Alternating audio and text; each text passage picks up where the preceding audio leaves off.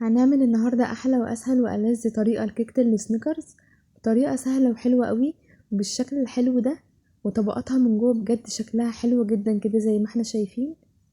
طبقة الكراميل بالسوداني وطبقة الكريمة بجد حلوة جدا. بصوا شكلها حلو قوي ازاي، طعمها كمان حلو جدا. الميكسات اللي جوه بجد مدياني طعم حلو قوي.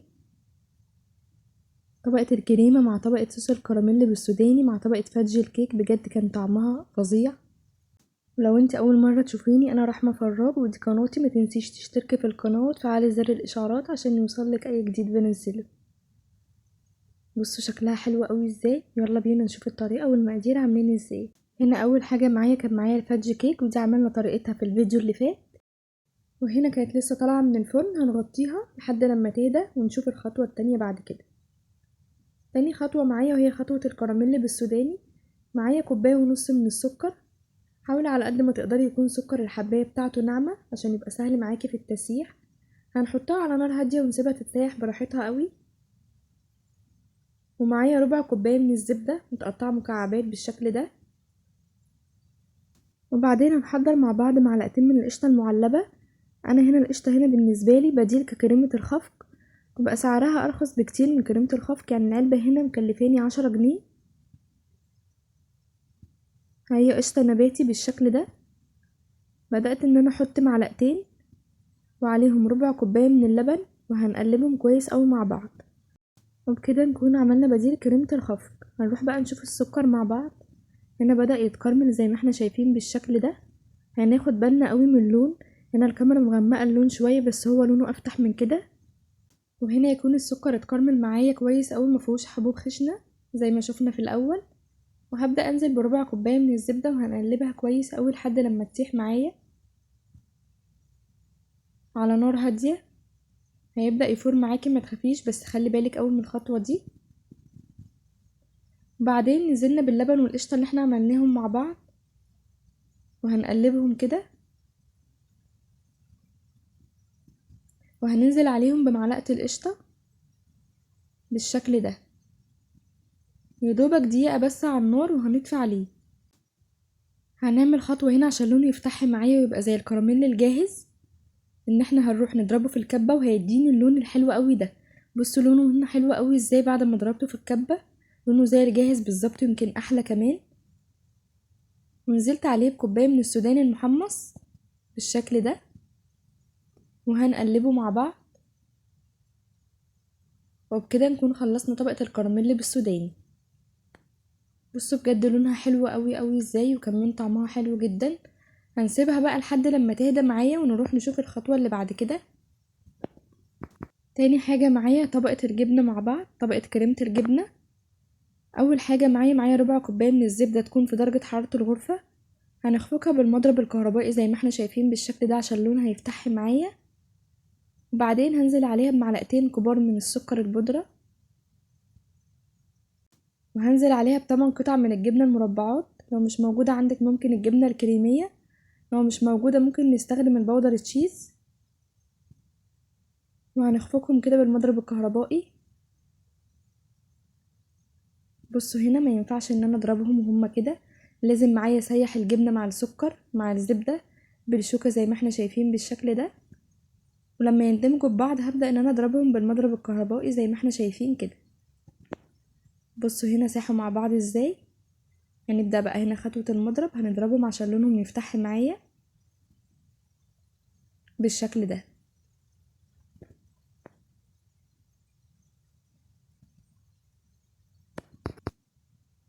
بصوا هنا ده شكلها بعد ما اتخفقت كويس قوي. بصوا لونها حلو قوي ازاي يفتح معايا، والقوام بتاعها حلو جدا. حطيت عليهم كوباية من الكريم الشانتيه المخفوق بالشكل ده، وهنقلبهم مع بعض كويس قوي. الكريمة دي بجد بيبقى طعمها حلو قوي، وبيبقى طعمها مختلف كده ومميز وحلو قوي. يلا بينا نروح نحضر الطبقات مع بعض. اول حاجة معايا حضرت القالب بتاعي وحطيت فيه ستريتش رول بالشكل ده عشان اعرف اشيل الكيكة منه بكل سهولة.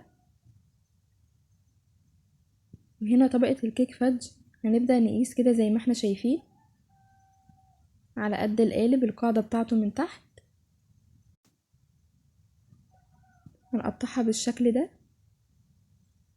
كيكة الفاديو قلنا من الكيكات الهشة جدا والحلوة جدا وطعمها حلو قوي وغنية قوي وتنفع كقواعد كتير لأصناف حلويات كتيرة قوي.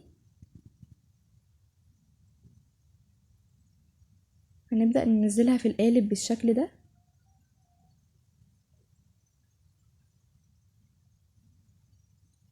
وهنحط عليها طبقة من كريمة الجبنة اللي احنا عملناها مع بعض. هنفردها بالراحة كده وناخد بالنا قوي زي ما احنا شايفين. هنفرد بالراحة كده وهنمسك الاسترتش رول بالشكل ده عشان ما ينزلش على الجبنة، وهنفردها بالراحة جدا. وهنا ده شكلها بعد ما فردتها معايا، وهبدأ انزل عليها بالكراميل زي ما احنا شايفين. دفيته حاجة بسيطة كده على النار عشان يبدأ يفك معايا شوية بس ما يسخنش قوي عشان ما يسيحليش كريمة الجبنة. وهنبدأ نفرده برضو بالراحة جدا عشان ما يدخلوش كله في بعضه زي ما احنا شايفين كده بالراحة قوي. هنبدأ نفرده، وهنا ده شكله بعد ما فردناه. هندخله التلاجة حوالي نص ساعة طبقة الكراميل تمسك شوية. بعد ما طلعناه من التلاجة هنبدأ ننزل عليه بطبقة تاني من كريمة الجبنة بالشكل ده. برضو هنفرد كل حاجة بالراحة زي ما احنا شايفين عشان الطبقات كلها ما تدخلش في بعض. وهنا ده شكلها لما فردت طبقة الجبنة مع بعض. وهنزل عليها بطبقة من الكيك بالشكل ده. كانت صغيرة معايا فبدأت ان انا اقطع حتة رفيعة تاني وادخلها جنبها زي ما احنا شايفين كده. وبعدين نزلت عليهم بطبقة من الكراميل وهنفردها بالراحة بالشكل ده. طبعا انت ممكن تحطي في اي قوالب موجودة عندك او اي طواجن او اي كبات موجودة عندك وتعملي الخطوات دي كلها فيها. ده شكلها معايا، بصوا شكلها حلوة قوي ازاي. حطيناها كمان في التلاجة نص ساعة وطلعناها تاني. وهبدأ انزل عليها. هنا معايا كان بواقي من الكيك، حطيتها كده طبقة من تحت عشان لما اقلبها الكراميل ما يلزقش على الطبق اللي انا هقلبها فيه. حطيت كده بواقي الكيك من فوق زي ما احنا شايفين عشان لما اقلبها تبقى هي الطبقة اللي من تحت والكراميل اللي ما يلزقش في الطبق اللي انا هقلبها فيه بالشكل ده. وهنضغط عليها ضغطة بسيطة قوي زي ما احنا شايفين كده. وهنبدأ ندخلها التلاجة لمدة ساعة كل الطبقات تمسك مع بعض. بصوا طلعناها ازاي بكل سهولة. جبنا الطبق بتاعنا وهنقلبها كده بالشكل ده.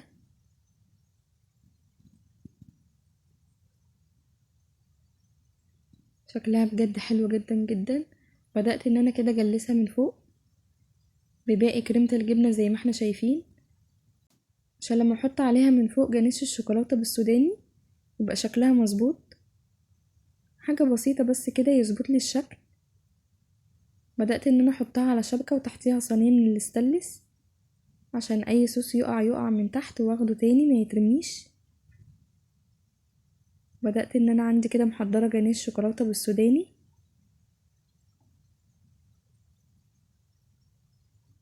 حطيته من فوق كده زي ما احنا شايفين وبخبط عشان اي زيادة تنزل.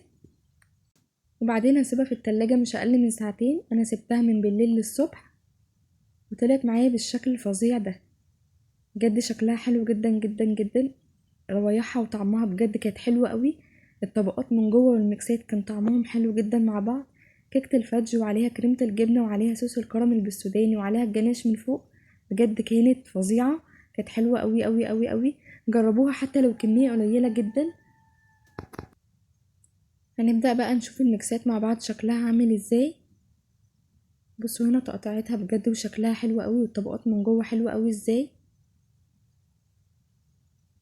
بصوا هنا بقى الميكس مع بعض بجد كان طعمه خطير. كان طعمه حلو جدا جدا جدا. جربوها زي ما بقولكوا كمية قليلة. ان شاء الله الفيديو عجبكم جدا. لو استفدتي والفيديو عجبك ما تنسيش تعملي لي لايك وتشتركي في القناة وتفعلي زر الاشعارات عشان يوصلك اي جديد بنزله.